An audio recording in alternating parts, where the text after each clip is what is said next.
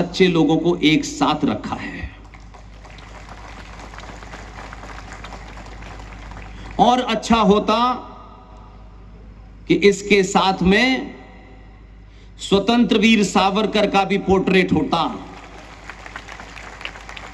और अच्छा होता इस देश के पुरुषार्थ को जगाने वाला भारत के पूर्वी भाग से निकला हुआ सुभाष चंद्र बोस का भी पोस्टर होता। समाज जब जब सच बोलता है तो मेरा मानना है, मेरा 12 साल का एक्सपीरियंस ये कहता है, आप कौन हैं, आपका सरनेम क्या है, आप कौन सी पार्टी से आते हैं, कौन से संगठन से आते हैं, यह महत्वहीन है। आज समाज सच सुनना चाहता है और जो भी सच बोलेगा उसके साथ ये राष्ट्र खड़ा होना सीख गया है। यही समाज का सबसे बड़ा पहला बदलाव है। छत्रपति शिवाजी उस कालखंड के पहले वो योद्धा हैं जो आज हमारे यहां नारे लगाते हैं गली मोहल्ले में डरते डरते। छत्रपति शिवाजी पहले योद्धा हैं जिन्होंने हिंदू राष्ट्र की बात कही थी। और हमारे दौर में एक तथाकथित झूठी मक्कारी भरी आजादी के बाद उस दौर के बड़े बड़े नेताओं के बारे में बहुत बड़े गुणगान होते हैं, लेकिन समाज उन वीरों को किसी का सरनेम देख करके, किसी की पार्टी देख करके, किसी का संगठन देख करके यह तय करता है कि इसकी तारीफ करें और कितनी करें। इस पूरे कालखंड में देखें आप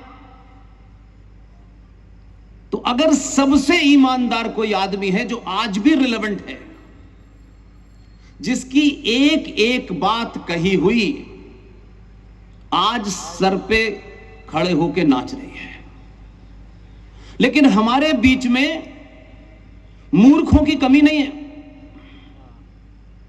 चाटुकारों की कमी नहीं है। अगर उस दौर के नेताओं को देखें तो B.R. अंबेडकर से सबसे ज्यादा सच बोलने वाला कोई दूसरा नहीं है।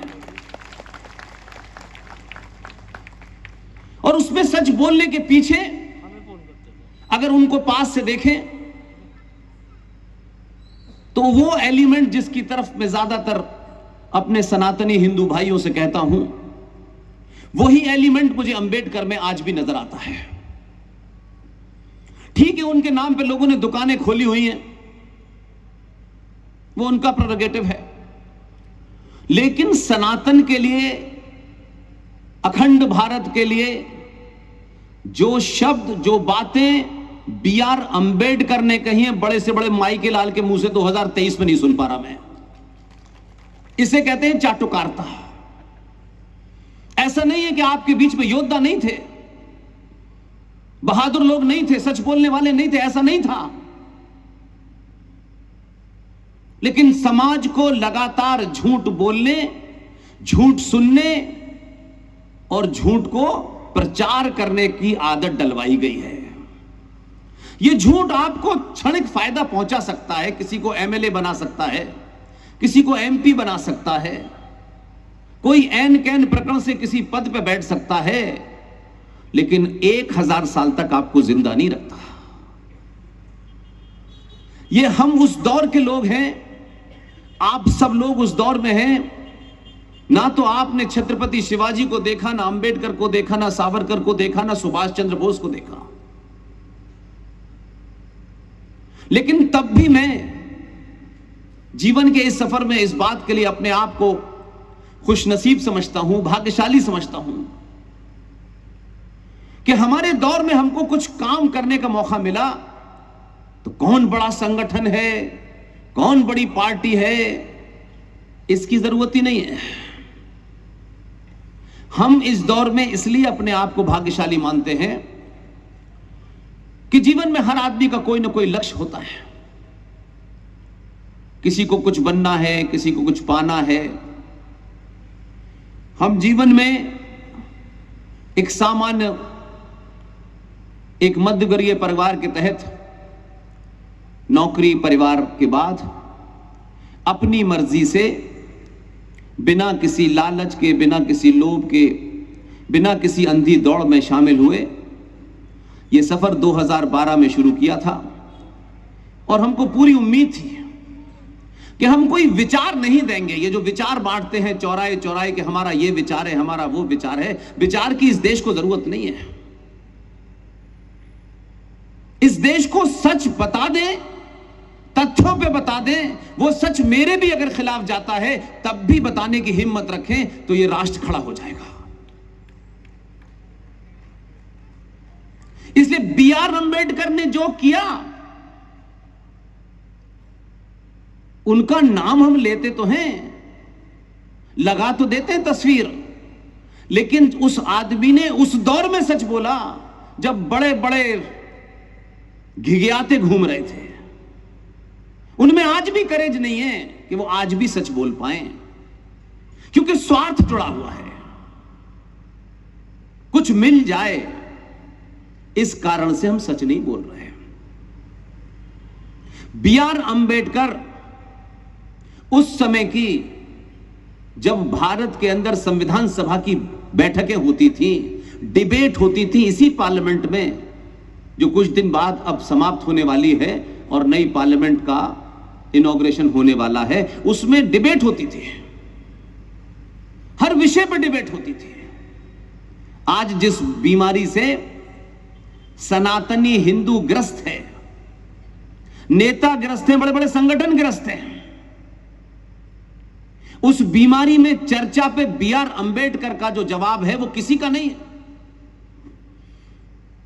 इसलिए मुझे उनके उस तर्क से, उस तथ्य से मतलब है। उनका सरनेम क्या है इसमें मुझे इंटरेस्ट नहीं है। इसका हमने प्रचार किया होता तो बी.आर. अंबेडकर बड़े नहीं होते। ये समाज जहां खड़ा है इससे बहुत आगे चला जाता।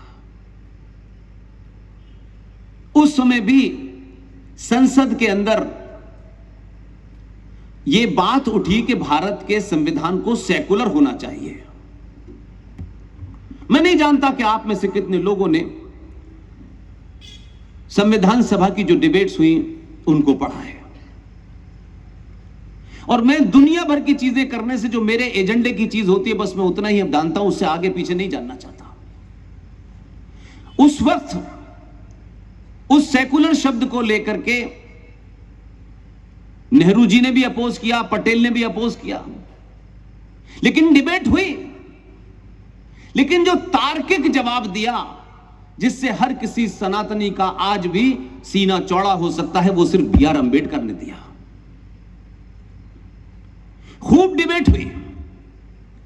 तब बी.आर. अंबेडकर ने कहा कि भारत की धरती को, भारत की मिट्टी को सेकुलर शब्द की आवश्यकता नहीं है। और यह कहते हुए उन्होंने अपना तर्क रखा कि भारत भूमि में अनादि अनादिकाल से अनेक अनेक पंथ, अनेक अनेक पंथ और मत यहां आए, वो यहां रहे, उन्होंने अपने मत का प्रचार किया, प्रसारण किया। आज तक के इतिहास में कहीं यह नहीं मिलता कि किसी भारतवासी ने, जिसने इस मिट्टी में जन्म लिया है, किसी को इसलिए उसकी तन से सर जुदा कर दिया क्योंकि वो हमारी बात नहीं मानता और हमारे मत को नहीं मानता। तब उन्होंने कहा कि हमने आज तक किसी के मत को बदलने की कभी चेष्टा नहीं की, इसलिए इस माटी में और इस भारतीय सनातनी के खून में सेकुलरिज्म अनादिकाल से है, संविधान में लिखने की आवश्यकता नहीं है। तब अंबेडकर के संविधान में सेकुलर शब्द नहीं था,